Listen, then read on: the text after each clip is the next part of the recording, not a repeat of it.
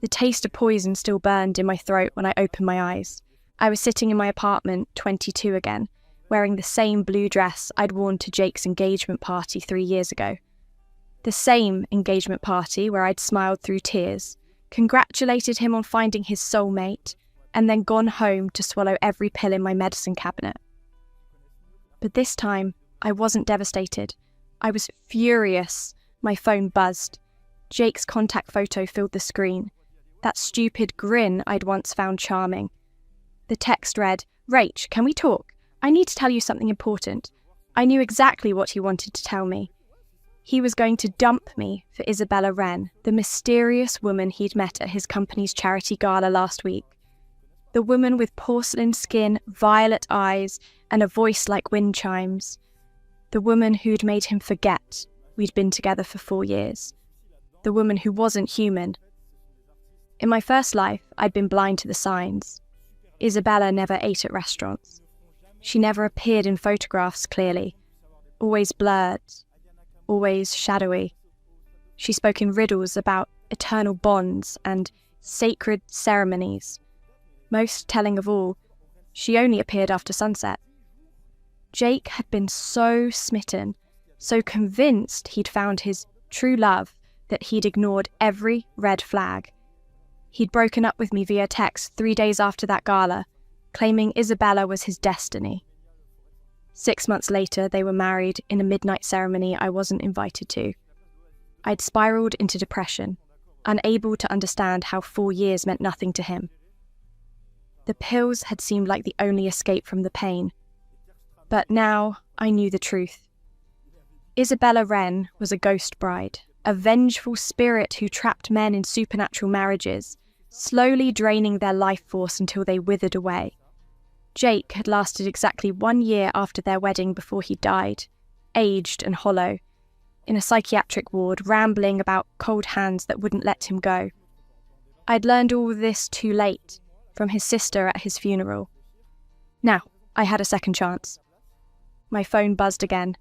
"Please, Rachel, it's important." I smiled and typed back, "Of course, come over."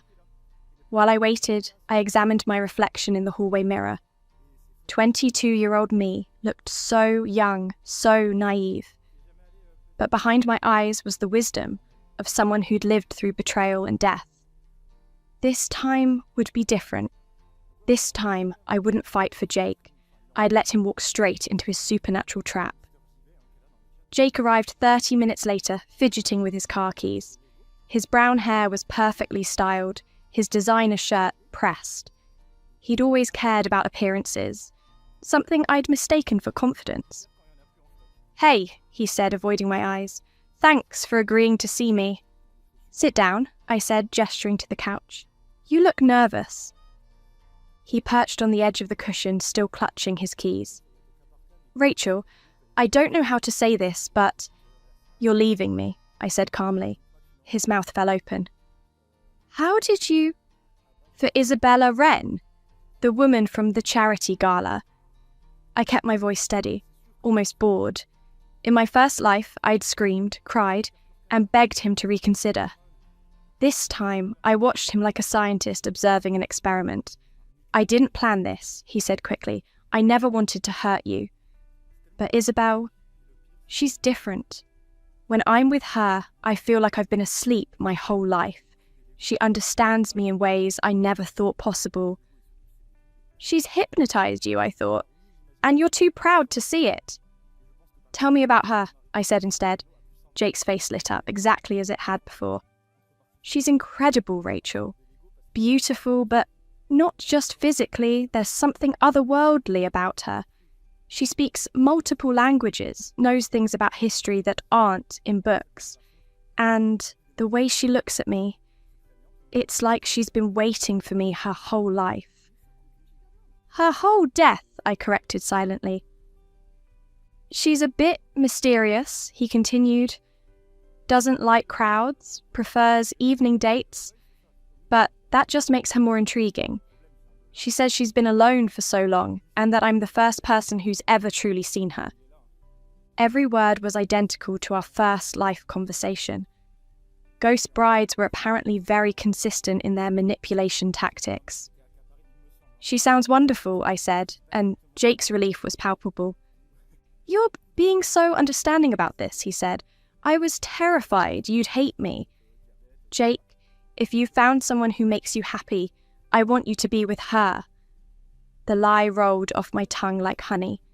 "I care about you too much to stand in the way of true love." He actually teared up. "You're amazing, Rachel.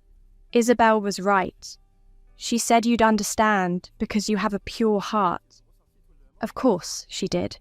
Ghost brides were experts at reading people. Isabella had probably known from the start that I was the self-sacrificing type who'd step aside gracefully.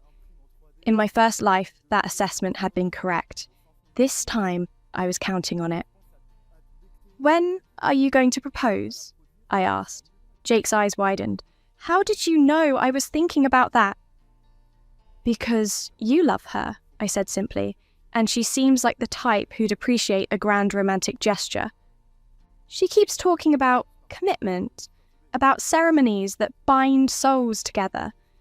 I think she's hinting that she wants something more permanent." He leaned forward eagerly. "Actually, she mentioned this midnight wedding tradition from her culture. Something about how the most sacred unions happen under starlight." I nodded encouragingly. "That sounds beautiful and meaningful. You really think I should do it?" "Jake, you said yourself that she's your soulmate. If you truly believe that, then yes, you should marry her as soon as possible." He grabbed my hands, squeezing them gratefully. "Thank you for being so incredible about this. I don't deserve your support, but it means everything to me." "I just want you to be happy," I said, and part of me meant it. I did want Jake to get exactly what he deserved. After he left, I poured myself a glass of wine and sat by the window, watching the sunset paint the sky blood red. My phone showed several missed calls from my best friend Mia, who in my first life had spent months trying to convince me that Jake wasn't worth my tears. This time I wouldn't need her comfort. I wouldn't need anyone's comfort. I was going to sit back and watch Jake seal his own fate, but first I needed to make sure I looked innocent in all of this. I needed witnesses to my gracious acceptance of his choice, my selfless support of his happiness. When things went wrong, and they would, no one could say I hadn't been the perfect ex-girlfriend. I called Mia back. "Rachel, I've been trying to reach you for hours. Are you okay?" "I'm fine," I said. "Actually, I have news. Jake and I broke up." There was a long pause. "Oh, honey, I'm so sorry. Do you want me to come over? I can bring ice cream and we can trash talk him all night." "That's sweet, but I'm okay. He found someone else, and honestly, I think they're perfect for each other." "Wait, what? You're not upset?" I was at first, but then I realised something. Jake and I weren't meant to be. This other woman, Isabella, she makes him happy in ways I never could. How can I be angry about that? "You're being way too mature about this," Mia said suspiciously. "It's not natural." "Maybe I'm just growing up," I said. "Besides, I have a feeling they'll be very happy together. Permanently, even." Mia was quiet for a moment. "You sound different. Are you sure you're okay?"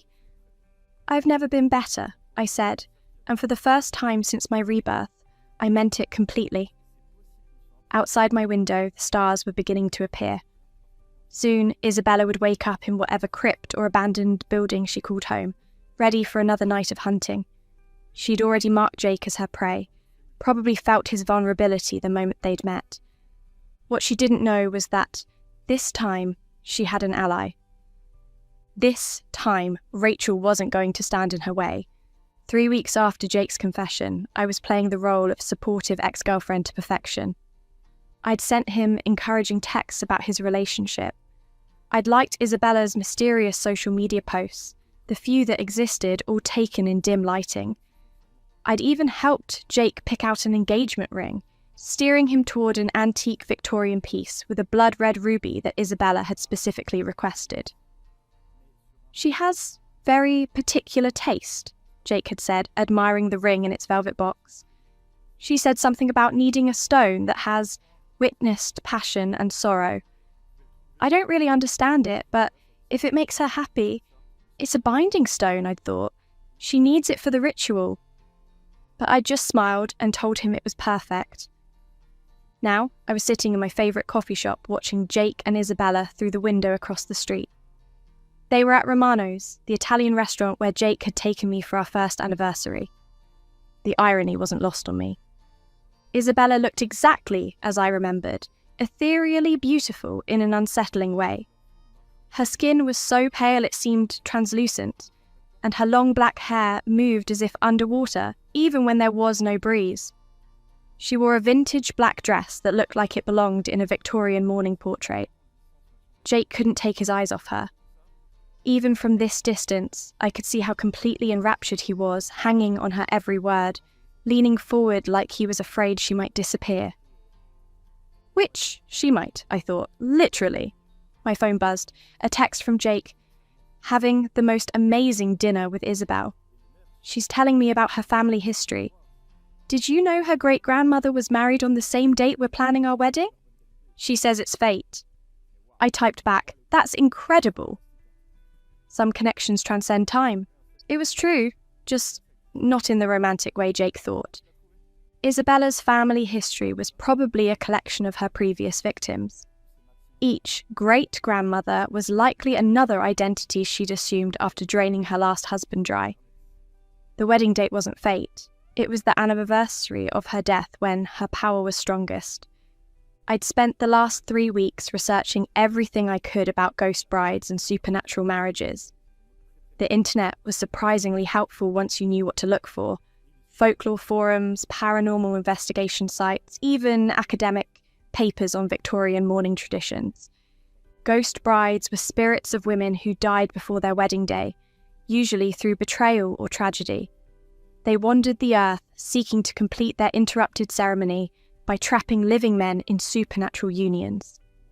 The marriage bound the victim's life force to the ghost, slowly draining them until they died, usually within a year. The only way to break the bond was to destroy the object that anchored the ghost to the physical world. For most ghost brides, it was their wedding dress or engagement ring from their mortal life. But first, the marriage had to be completed. Through the restaurant window, I watched Isabella lean across the table and whisper something in Jake's ear. He went rigid, his face blank for a moment before nodding eagerly. She was probably implanting suggestions, strengthening the supernatural hold she already had on him. Jake had texted me yesterday asking if I knew any good midnight venues for a unique wedding ceremony. I'd suggested Ravens Hollow Cemetery, an old Victorian graveyard on the outskirts of town. It was perfectly atmospheric, I told him, and hardly anyone went there after dark. What I hadn't mentioned was that Ravens Hollow was where Isabella Wren was buried. I'd found her grave 3 days ago, after cross-referencing obituaries from the 1890s with the few details Jake had let slip about Isabella's family history. Isabella Maria Wren, aged 19, died October 13th, 1894. Cause of death: suicide by poison. The newspaper clipping mentioned a tragic end to a promising engagement after her fiancé abandoned her for another woman. The parallels to my own first death weren't lost on me. But unlike Isabella, I hadn't come back as a vengeful spirit seeking to trap innocent people. I'd been given a chance to prevent tragedy. I was just choosing not to prevent Jake's. Through the window, I watched Jake pull out the antique ring box. Isabella's eyes lit up with an otherworldly gleam as he dropped to one knee right there in the restaurant. Other diners started clapping, thinking they were witnessing a romantic proposal. If only they knew. Isabella slipped the ring onto her finger, and even from across the street I could see how it seemed to pulse with dark energy. Her form became more solid, more real. Jake stood and kissed her, and for a split second I saw her true face. Hollow eye sockets, grey skin, a mouth full of 2 sharp teeth. Then she was beautiful again, and Jake was spinning her around while the other diners cheered.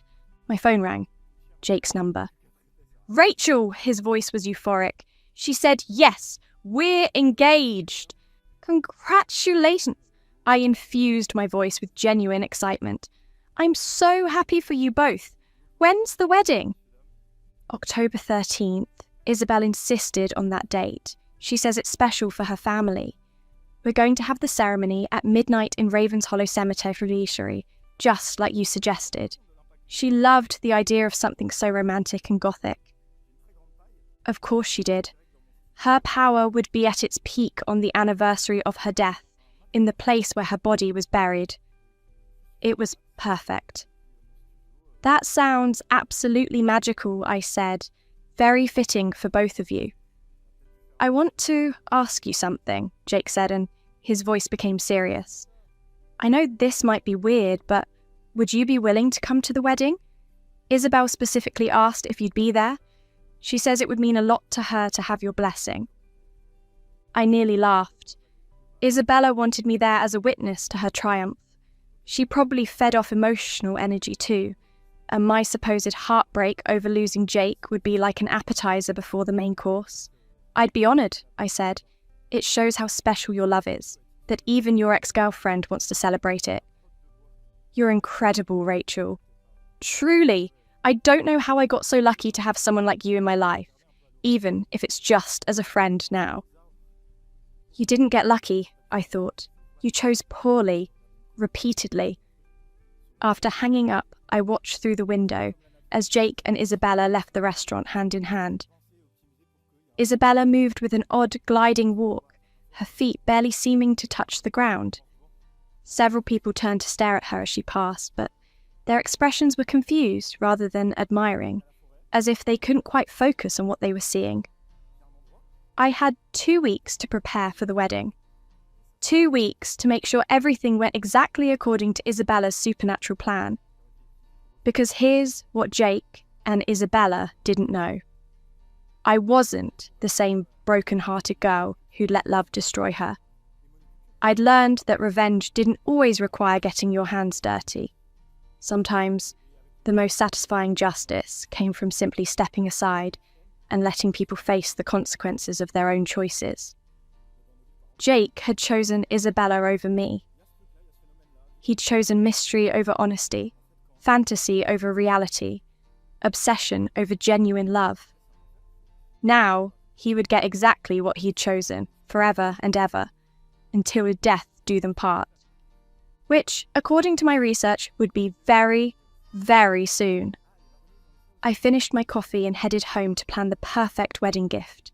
Something that would ensure Isabella's supernatural ceremony went off without a hitch.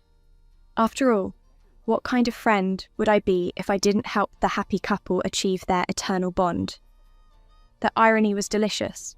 In trying to steal my life, Isabella had given me the perfect tool for revenge. And Jake, in his arrogance and selfishness, was walking straight into a trap he'd never escape. This time, I wasn't the victim. This time, I was the one pulling the strings. October 13th arrived with unseasonable fog and an air of supernatural anticipation. I spent the morning playing my final cards, small, strategic moves that would ensure Jake's supernatural wedding proceeded without interference. First, I called Jake's sister, Emma, who, in my first life, had been the only family member suspicious of Isabella. "Emma, hi. I just wanted to check. Are you planning to attend Jake's wedding tonight?" "I wasn't invited," Emma said tersely. "Jake said it was going to be an intimate ceremony with just close friends. Since when are you closer to him than his own sister?" Perfect. Isabella had already isolated Jake from his family, just as she had before.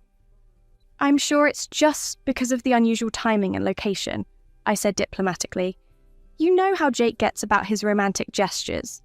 But between you and me, I think Isabella makes him really happy. I have never seen him so devoted to someone." "That's what worries me," Emma muttered. "He's become obsessed. He barely returns my calls anymore. And that woman. There's something off about her, Rachel. Every time I try to take a photo when she's around, my camera malfunctions. Some people are just camera shy, I said lightly. Besides, if Jake is happy, shouldn't that be what matters? Emma sighed. I suppose you're right. It's just hard watching him change so much for someone. Change can be good, I said. Maybe this is who Jake was always meant to be.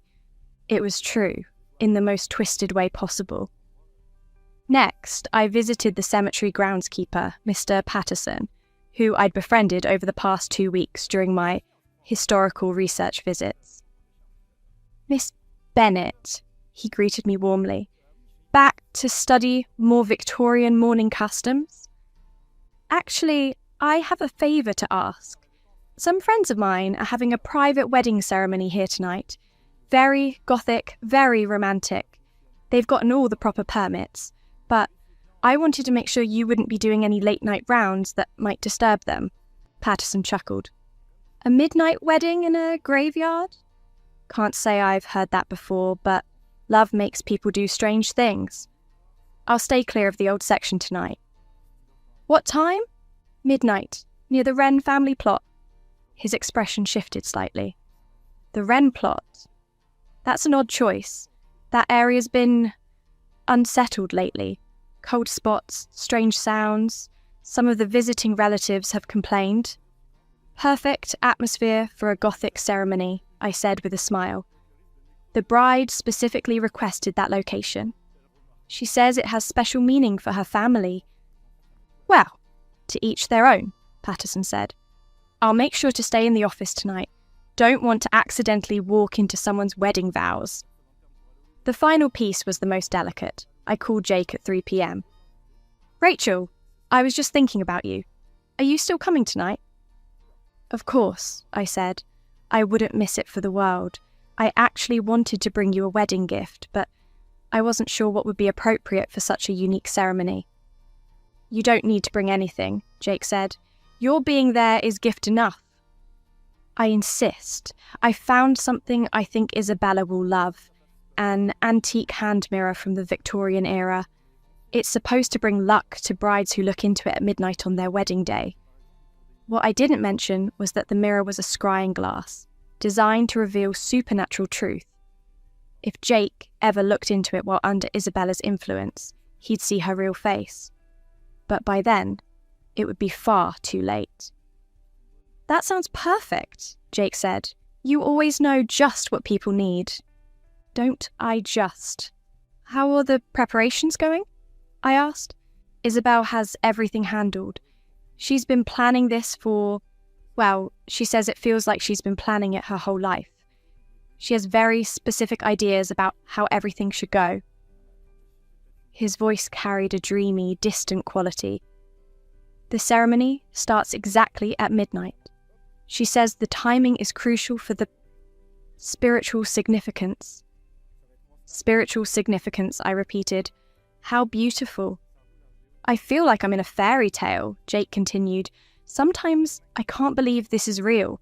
Like I'm going to wake up and find out it's all been a dream. You're going to wish it had been. Jake, can I ask you something personal? Of course. Are you absolutely certain about this? Marriage is such a big step, and you've only known Isabella for a few weeks. There was a long pause. When Jake spoke again, his voice was strangely flat. I've never been more certain of anything in my life. Isabella is my destiny. She told me so. The supernatural influence was getting stronger as the ceremony approached. By tonight, Jake would be completely under Isabella's control, unable to resist even if he wanted to. Then, I'm happy for you, I said. True love is rare. Thank you for understanding, Rachel. It means everything to me that you support this. I'll always support what makes you happy, Jake. As evening fell, I dressed carefully for the occasion. Black dress, elegant, but not attention-grabbing. I wanted to blend into the shadows, to observe without interfering. I'd brought a small bouquet of cemetery flowers, lilies and roses picked from other graves, traditionally given to honour the dead. How fitting. I arrived at Ravenshollow Cemetery at 11:30 p.m. The fog had thickened, creating an appropriately gothic atmosphere. Ancient oak trees loomed overhead, their bare branches reaching towards a moonless sky. Jake was already there, standing near Isabella's original grave marker, though he didn't realise it. He wore a black tuxedo and looked nervous but excited. Several candles had been arranged in a circle around the headstone, their flames flickering in the supernatural wind that seemed to follow Isabella wherever she went. "Rachel!" Jake spotted me and waved. "I'm so glad you made it." "I wouldn't have missed this," I said, handing him the antique mirror. "For the bride?" "She's just finishing her preparations," Jake said, glancing toward a crumbling mausoleum about 50 yards away. "She wanted to make a dramatic entrance." Of course she did. Isabella was probably drawing power from the other spirits in the cemetery, preparing for the ritual that would bind Jake's soul to hers forever. As midnight approached, the temperature dropped noticeably. My breath began to mist, and the candles burned higher and brighter despite the fog. At exactly 11:59, Isabella emerged from the mausoleum. She was breathtaking and terrifying in equal measure. Her wedding dress was authentic Victorian mourning attire, black silk and lace, with a veil that seemed to move independently of any wind. The antique ruby engagement ring pulsed with dark energy on her finger. But it was her face that made my breath catch. She was more translucent now, caught between worlds as the supernatural ceremony prepared to begin. Her eyes were hollow voids, and when she smiled at Jake, her teeth were sharp as needles. Jake saw none of this. To him, she was a radiant perfection. "My beloved," Isabella said, her voice echoing strangely in the fog. "Are you ready to be mine forever?" "Forever," Jake repeated, his voice hollow and dreamy. Isabella's gaze found me in the shadows. For a moment, her true face was visible, ancient, hungry, triumphant. She thought she was about to claim another victim while his ex-girlfriend watched helplessly. I smiled back at her and gave a small, encouraging nod. The clock began to chime midnight. The supernatural wedding was about to begin, and everything was going exactly according to plan. Isabella's plan, which was exactly what I wanted. Jake was about to get everything he'd chosen: eternal devotion, unbreakable bonds, and a love that would literally last until death. Death, which would come much sooner than he expected. The midnight chimes echoed through Ravenshollow Cemetery as Isabella began the supernatural ceremony. "Tonight," she intoned, her voice carrying an otherworldly resonance, "we bind our souls across the veil of death. What was interrupted shall be completed. What was denied shall be claimed."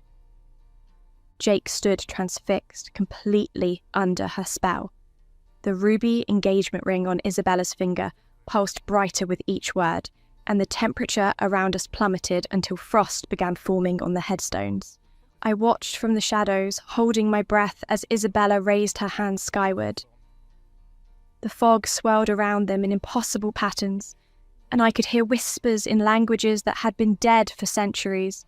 "Do you, Jacob Matthew Harrison, take Isabella Maria Wren as your eternal bride, in death as in life, forsaking all others until your soul departs this earthly realm?"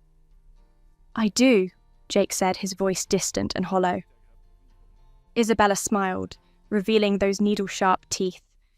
"And I, Isabella Maria Wren, take you as my eternal husband, to cherish and to drain, to love and to consume, until your life force is mine completely."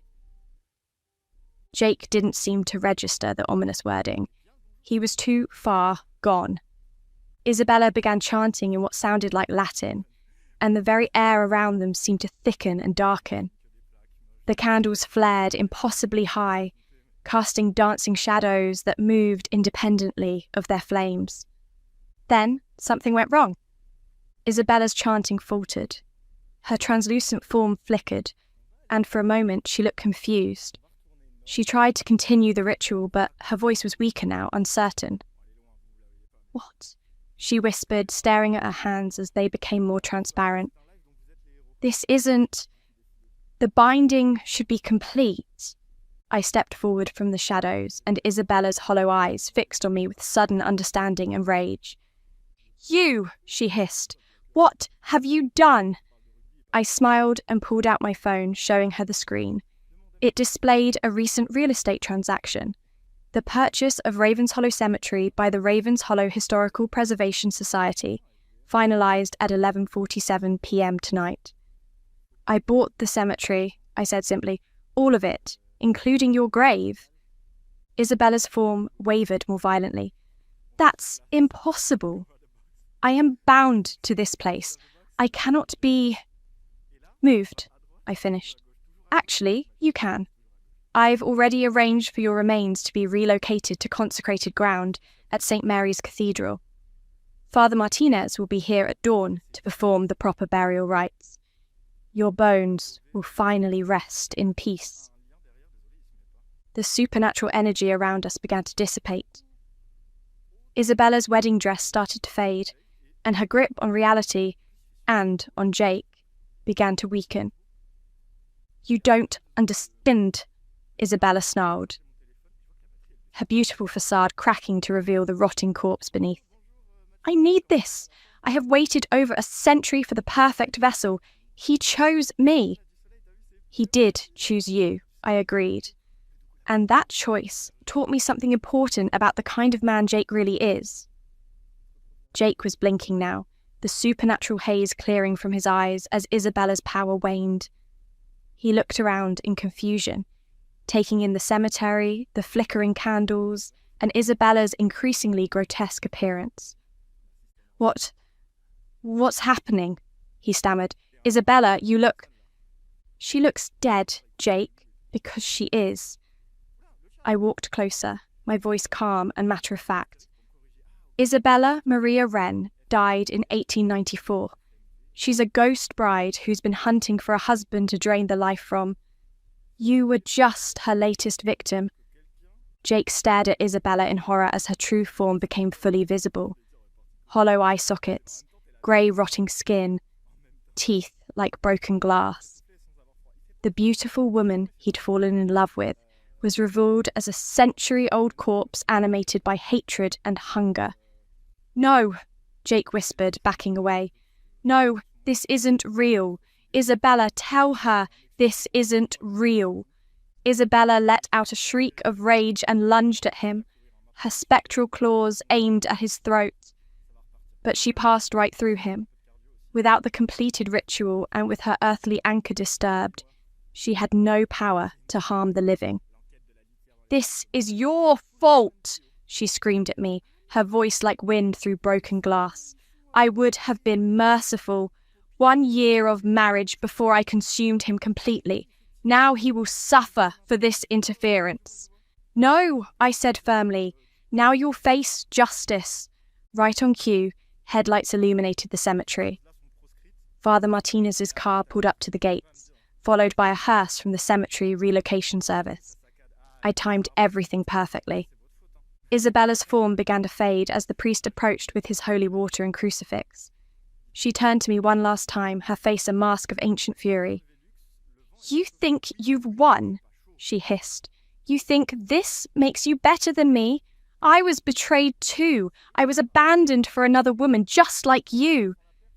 The difference, I said, watching her dissolve into mist, is that I chose to move on instead of becoming a monster.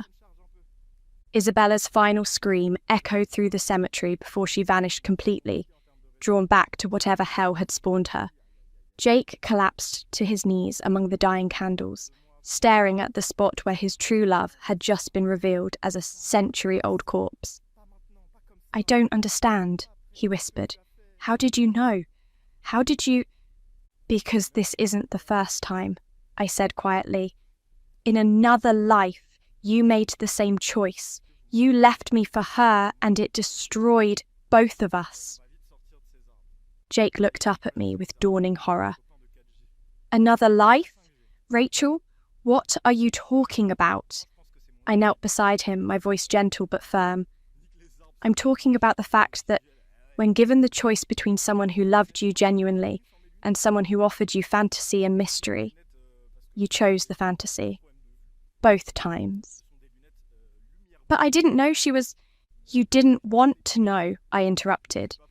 You ignored every red flag because she made you feel special. You abandoned 4 years with me for 3 weeks with her because she told you what you wanted to hear.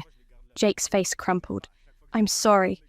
God, Rachel, I'm so sorry. If you'd known she was a ghost, you wouldn't have chosen her, but if she'd been human, you still would have left me for her. I stood up, brushing cemetery dirt from my dress. That's what I needed to understand. What do you mean? I looked down at him. This man I'd once loved enough to die for, now broken and sobbing among the graves. I felt nothing. No love, no hate, no regret. Just a profound sense of closure. I mean that some people aren't worth saving, Jake, even from themselves. The priest had finished his work. Isabella's bones had been properly relocated and consecrated. Her spirit was finally at rest, no longer able to hunt the living. Jake would survive this night, but he'd never be the same.